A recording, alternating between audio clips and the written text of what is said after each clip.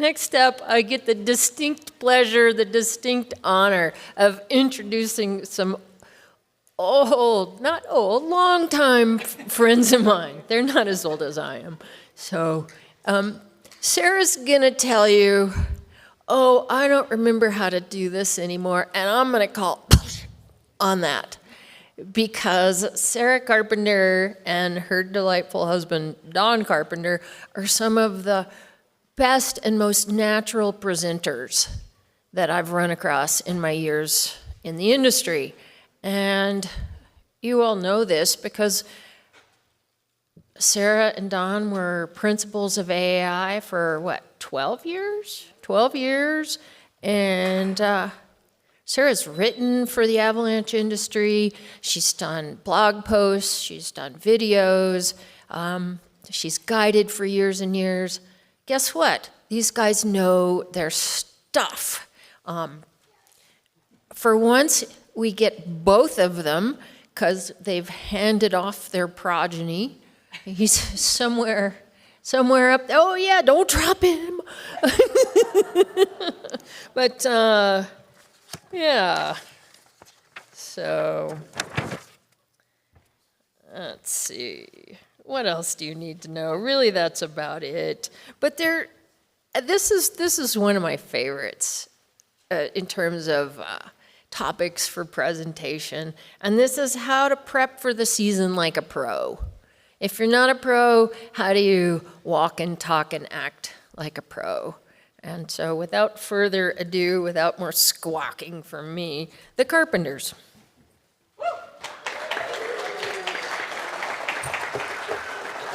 Hi, everyone. Thanks for having us. It's great to be here. We were on the WYSAW steering committee talking about what concrete things can we give people to walk away from on these days. And we just thought we would talk about peeling back some of the layers of how do pros get ready for the winter? And so I actually sent an email out to a handful of folks, some forecasters, some guides, some ski patrollers, some educators, and I got some really thoughtful responses back. And so I just folded that in to this presentation. Dawn's gonna plug in for part of it. And we just wanted to talk a little bit about what we're all thinking as it actually starts to snow and isn't 80 degrees anymore. So I did get a note from a friend no one talked about snow yesterday. So I at least put a couple pictures of snow in the picture. We're not going to talk a ton about the snowpack right now because there's not much out there, but I know I'm getting excited for this. I'm also getting excited for this because we have a 2-year-old, so I'm going to shred the magic carpet this year. But we all have preseason commitments, from work to kids in school to family commitments to hunting. Anyone going hunting soon? To road trips to the desert and all sorts of other stuff. And so how in the world do you carve out time to get ready for the winter, and what in the world are the pros doing before they show up and start working? And I think what sets professionals apart from recreationists in terms of preseason prep is actually dedicated time. I was talking to one of my friends who's a longtime guide, and he was like, well, I don't know if all the pros would be very good at it if we didn't have preseason training. We're all forced to get ready. So I took from that, think about actually setting aside dedicated time, whether it's 30 minutes once your kids are in bed, or a day where you can go out on the pass with your partners and try and knock off some of the rust. That piece is really helpful. And at our preseason trainings, depending on who people are working for, you're practicing rescue. You're getting updates from people who went to ISSW or folks who had been guiding at different operations. So you're learning from your peers. And you're just knocking off the rust and making sure you actually have all your gear in your backpack. So if you can find a way to have dedicated time, that's really important. From the responses that we got, we separated out preparation into sort of 3 buckets to talk about today. One is gear check and preparation. And I'm going to run through a little bit of my gear check and how I get ready to use it all. One is mental preparation, and the other is physical preparation. So those are kind of the 3 bucket categories that we broke the presentation down into, and we'll dig in. And the first one is gear, and I did bring a backpack up here. I'm not gonna expect folks up there to pull out their binoculars and actually see what I have in my backpack, but check your gear. And I know we say this every season, but what does a gear check actually look like? Well, for starters, I check my rescue equipment. So my shovel, my probe, my transceiver. But with my shovel, I don't just check that it fits together. I actually look at the welds and make sure the welds are good and not cracked. I've cracked a few welds from shovels. And I make sure it sticks together, and I also make sure it extends and collapses, because if you left it collapsed over the summer and it was wet, it might not extend very well, right? So check that for your shovel. For your probe, put it together. If you have new ski partners, stand with your partners and make sure they know how to put their probe together, and it's not like putting a tent pole together, right? We throw it out and click it in. But not only do I make sure that my probe works, I'm gonna just look at all the wire that's through my probe and make sure it's not frayed. I'm gonna make sure it clicks together really nicely, and then I'm gonna just check all of these joints where they connect and make sure they're not cracked. And I would really encourage y'all to do this when you go home or when you have just a couple minutes, because oftentimes you have to order this gear, right? Or run down to the store. But give yourself time to actually figure out that your gear's not working and you need to replace it. With your transceiver, there's a bunch of awesome vendors out there. Put new batteries in it, turn it on, make sure it's still working, both send and receive. Know the batteries that your different transceivers take. Some of them will accept lithium, some of them won't. So take a few minutes to gain familiarity.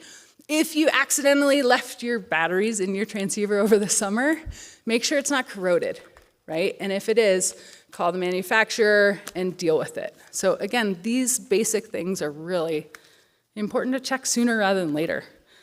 Along with checking my rescue equipment, I'm gonna think about what communication equipment I'm gonna carry this year. Search and Rescue gave us a great talk this morning about the order of operations in terms of how they're gonna respond. So now think about what you're gonna carry. Again, I don't expect y'all to have binoculars up there. If you're carrying an inReach, make sure you actually have a subscription and that it's active. I went to the Wilderness Risk Management Conference and people were talking about learning the hard way that their subscription was inactive. And then make sure it's charged, and then I always, for my comms devices, have an extra battery stick and then all the little cords that I need. Or if you're relying on the new satellite phone technology within your iPhone, just make sure you got the right phone and you got battery packs and all of that. So know what communications devices you're gonna use and how they work, and that you have an active subscription. You gotta have a car too, is that my son's up there? First aid kit, replenish your first aid kit. And I'm talking about all this stuff. At some point in here, there's gonna be a QR code that actually has a link to videos and resources on how to do this. So don't stress about not remembering everything, or if you've heard it a million times, hopefully it's just knocking the rust off your brain. But make sure your first aid kit is in good working order and you have what you need and you know how to use it. And then have a gear repair kit as well, whether it's just ski straps, and there are so many vendors out there giving away ski straps, so go get some ski straps in case you break things. But know what you need to repair your gear and have it. And then also figure out what in your backpack is gonna be your insulation and evacuation equipment. And I was talking to Don about this, my husband, and he was like, I think actually insulation and equipment should be above first aid kits, because really our insulation, our extra layers, should be part of our first aid kit. So even if you're punching a really quick lap up Glory before work or after work, make sure you have an extra jacket in case things go sideways or in case your partner gets hurt. And also take a look at your skins, where Simon was saying, make sure your skins aren't on your skis from last year. And if they are, clean your bases, fix your skin glue, but just take a few minutes to check all of that stuff. And if you're carrying something like a rescue sled, know what additional equipment you need for that sled, because a rescue sled alone might not be the ticket. You might need some slings, you might need some cord, all of that. And again, there are some video resources that I've included in a little bit. So, the other piece of gear pre-season is practicing with your equipment. And I feel like we stand up here oftentimes and say, make sure you practice before you go out. But that's all we say, right? And sometimes it's hard to figure out how to actually set up a rescue scenario early season. And so what I'll say is start with the basics. Just get a rundown of a basic search pattern, right? And what I'll often do to start my season off is put one transceiver on the surface and then use mine to locate the beacon that I can see. And that way I get a nice refresher on how my numbers correspond with my distance away from a beacon and the pattern that I'm getting sent in. And you can start with a fine search and then move out even further so you've got a signal search and you put all the components together. But start with it actually on the surface so you can see it. And right now that's really easy because there's really not enough snow to ski unless you're very daring, right? Start with the basics, and then move as you can towards more realistic scenarios. And when I say move towards more realistic scenarios, there's a couple things that come to my mind. How many people, when they're doing their practice scenario, have had their partner put their transceiver in a glove and bury it? How many people ski with a partner that is this size? Right? Like, you're not going to probe for a size of a transceiver. And the problem with moving towards more realistic scenarios but just burying a transceiver is you're not actually practicing good probing technique. And you're not actually practicing good shoveling technique. So as we get enough snow on the ground, think about, as a partner, burying bigger targets, at least backpack size. And then if you're the person that's going to search, how many times have you gone to search with your probe assembled and your shovel in the other hand and your transceiver out? I know that's how I've started many because I don't want to deal with my backpack or my backpack's buried. But what's really helpful that knocks off the dust is if you train like you fight, right? So if I am backcountry skiing, I am not backcountry skiing with my probe in one hand and my shovel in the other, right? That would be a train wreck for me. So my probe goes in my pack, my shovel goes in my pack, my transceiver is on my body, zipped up under all my layers, and that's when my scenario starts. Because if I can build muscle memory that way, I'm gonna be a lot better prepared if something happens. And the other thing about training that way is that I remember where my gear is. And I do think we can't state the importance of having a separate pocket for our rescue equipment enough, right? Knowing where your rescue gear is and it's not tangled in your puffies or like in with your lunch can make a rescue response much quicker. But if you train with all your gear on your back to start with, it helps a lot more. So, train like you fight. And the other piece with moving towards more realistic scenarios is how many of you all backcountry ski tour in the flats only, right? None of us, well, maybe some of us do, right? I might with my 2-year-old, but we end up on hills and on hillsides, and oftentimes, right, science has shown us that avalanches happen on slopes. So practice on slopes as well. Don't do all your rescue practice in the flats. It's really good training to realize if you set your skis down, face down, without skins, they will go away, right? But if we don't train it that way, we don't remember it in times of crisis. So train all those things more realistic. Start with the basics, start on the flats, start with your transceiver where you can see it, but then move into more and more realistic scenarios. And then also practice with the partners that you ski with, ride with.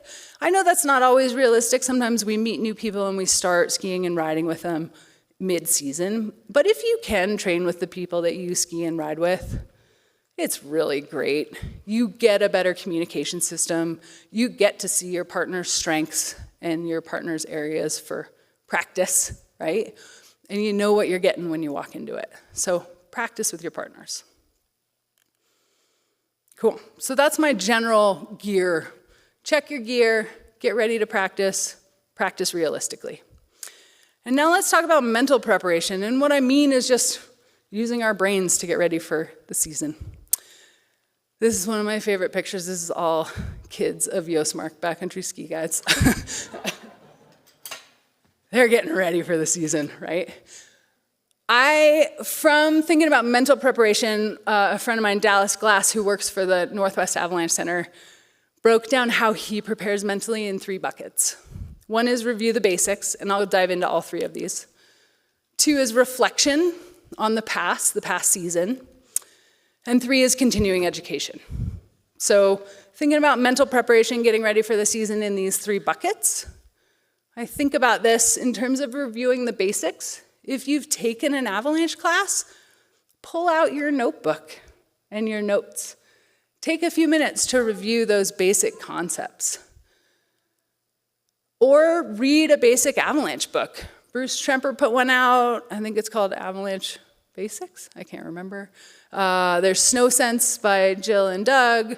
There's all sorts of just fundamental baseline avalanche books. And again, I was talking to some friends who are longtime forecasters who were like, oh yeah, I just read like the basic book that's 50 pages just to get my brain back in the game.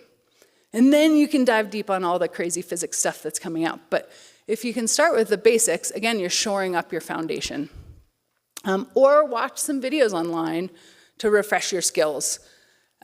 This is a QR code with a bunch of resources on a Google Doc. I'm going to continue to update this. But these are some of those basic resources. There's links of Big Don checking what's in his pack. There's links to past WYSAW talks. There's links to basic fundamental talks and papers. So I'll leave that up there for a second. And if you don't get it, I'll make sure WYSAW has it somewhere. So just take the time to shore up your foundation before jumping in deeper. And then if you can find a couple minutes, and I know it's like, who has all this time? But even a couple minutes drinking coffee or talking to your partners about when you're going to get out for your first ski tour or when you're going hunting or whatever, think about what you learned from last season. And maybe some of us had some big learnings, some near misses, some accidents, some great successes, right? Take a few minutes and reflect on whatever you might have learned last season, whatever you might have experienced, and then take a second around how is that going to impact you this year? Are there holes in your knowledge that you want to fill in based on your experiences? Are there partners that are maybe better Teton Pass partners than park partners? Right? Where are the holes? How is this going to impact you? Do you feel like you've got a really solid foundation so you want to step out more this season, provided the snowpack is okay? Or do you feel like you were riding the edge a lot last season and you've maybe experienced loss and you want to step back? Think about this before you even roll out. It can be really useful just to have a sense. And basically, it's like an internal check-in. Where are you at to start this year? I know last year I was like, I have a 1-year-old. I am tired. I am not stepping out, right? So if you can have a sense of where you're at in general, it's a good place to start the season at least. And then the other thing that a lot of people that I surveyed talked about is take a few minutes to think about your partners that you travel in the mountains with. One of the forecasters said, I group my partners into like simple terrain partners, complex terrain partners, right? The people that you're willing to go ride bigger committing lines with versus the people that maybe you'll just meet for a pass lap. I think that can be really useful. I don't think we can't have those wild partners that we're like, oh, we are just not on the same page. But I think we have to be deliberate in our terrain choice that we select with those partners, right? So just take a couple minutes. And I've said this at many WYSAWs and at awareness nights. I often, if I'm meeting new people and I'm making new ski partners, I don't start with the biggest, baddest lines in the park with them. I like to do a pass lap with people to figure out, like, well, can we communicate? Do we have a good system together?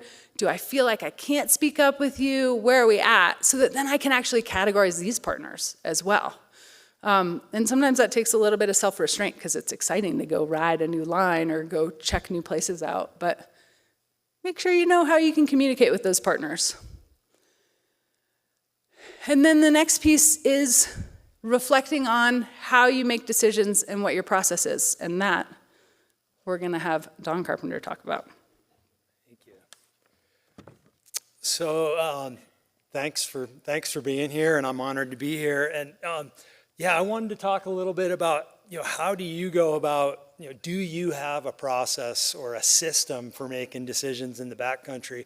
One of the things I valued the most at AAI was working with a lot of different professional organizations, and there's been a trend in the industry that professional organizations are having a much more systematic approach to operations and decision making in the field, and I think that's a good thing. And I want to try and look at that from a high level, and how can we as recreational travelers maybe pull some of those things. The goal of having a system or a process is to have good outcomes. We all want to go out there and enjoy the backcountry in the winter. We also know that it's a high consequence environment. And this is a slide that Dale Atkins showed a few years ago at WYSAW, and it was somewhat of an aha for me, and really focusing on the process or system. How do you go about making decisions? And we want to be down here in this lower left-hand corner where we have a good process or a good system, and over time that's going to lead to good outcomes. We can follow, as Pascal talked about, just because we have a system or a process doesn't mean we're going to always have a perfect outcome, but if we have either no process or a flawed process, we're probably going to end up with bad outcomes more often. And in this environment of avalanches, if we trigger an avalanche and have a near miss or an accident, it's pretty obvious that we had a bad outcome. But in this environment, even on a day of good powder skiing, when we get back to the road, we still really need to look at, did we have a good process through that decision making? So the environment we're operating in out here around snow and avalanches is a tricky one to learn and gain expertise. So there's a lot of different ways to have a system or a process in the backcountry. And again, I'm encouraging you to think about your process. And one of the things we did at AAI was we developed this backcountry checklist, and had the opportunity to work with a guy named Dan Borman from Boeing, and his area of expertise and his specialty is helping in the aviation industry people build systems.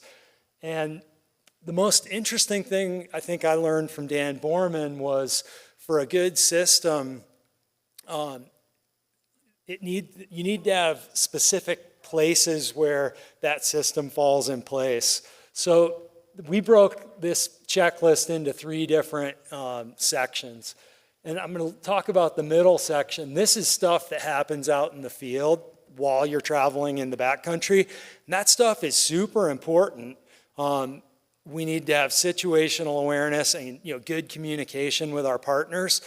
But it's hard to have a system for that. It's just sort of what we do when we're out in the field. Whereas pre-trip planning and then a debrief or a post-trip discussion, those have distinct places where they happen. So I wanted to talk a little bit about those. And again, this is we use this as sort of a format for an entire Rec 1 or Rec 2 course, so we can't go into every detail, but what are some of the, the important parts about a planning process? And one is that there's a distinct place, and it happens before we leave the trailhead. So this stuff, you can, with a good planning process, you can stack the deck in your favor. And for me, one of the biggest things is, can we close certain terrain prior to leaving the house? So identifying terrain that's off limits for that day, as well as terrain that that we're comfortable going into that's open. And I feel like if we can close certain terrain, we make our decision making in the field much easier. And then folks have probably heard this idea of in the professional realm of an operational mindset, where a guide service or a patrol is going to approach the day with a certain mindset based on conditions. And Colin Zacharias wrote a very interesting article where he put together a mindset for recreational users, and that's a QR code towards that article.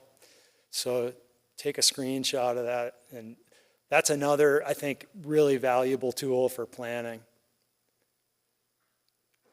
And then, the tail end of that process is reflecting on the day. And we kind of talked about, if you have an accident or a near miss, it's obvious we need to pull some learning out of that. But in this environment, I mean, a day of good powder skiing, there still may be things to learn. And I think it can be super interesting to have specific questions that we're going to ask at the end of the day. But I think the biggest thing about reflecting on your day in the world of snow and avalanches is a ruthless self-assessment. I threw this quote up there: "You ain't going to learn what you don't want to know." If anybody can tell me what song that came from, I'll buy you a beer. But it's really being ruthless with that self-assessment. And just because we had a good outcome, did we have a good process? And kind of focusing those questions back onto the process. Great. And then we just have a couple more talking points. In terms of mental preparation, also thinking about continuing education. I don't need to tell you all that. You are here. But I did find it interesting. Several of my friends said, I actually come up with a question that I want to answer or riff on or research for the whole season. So is there something specifically that you want to understand more this season? I've done like studying facets and crusts and all sorts of stuff. But do you have a question? And write it down and figure out where you can learn that from, whether it's mentors or classes or video resources. Take the time to do that. And then another friend said, yeah, I review and update all of my bookmarks in my computer so that in the morning it's really easy for me. I thought that was a good point. And so the other question I'll ask you from this is, what can you implement from WYSAW and your current education? And think about that. The third category we talked about is physical preparation. I was quite pleased with my photo find on this one. A couple things with physical preparation. It finally started to snow, so track the early season snow. I know we say this a lot, but take pictures. And the reason we say take pictures, you got a phone in your pocket, you got a digital camera right there. If you can track what snow sticks around, oftentimes those aspects, elevations, are where you're going to find the weak snow when the forecast center starts putting out forecasts. So pay attention to the places you often travel and take pictures of, is there snow or not when the winter truly starts. Another friend of mine in Salt Lake said, I walk the avalanche paths I want to ski. I think sometimes that's realistic and sometimes it's not, but get familiar with the terrain you want to travel in, and not just one quick glance at a photo, but intimately familiar with loading patterns, where the terrain traps are, all of that.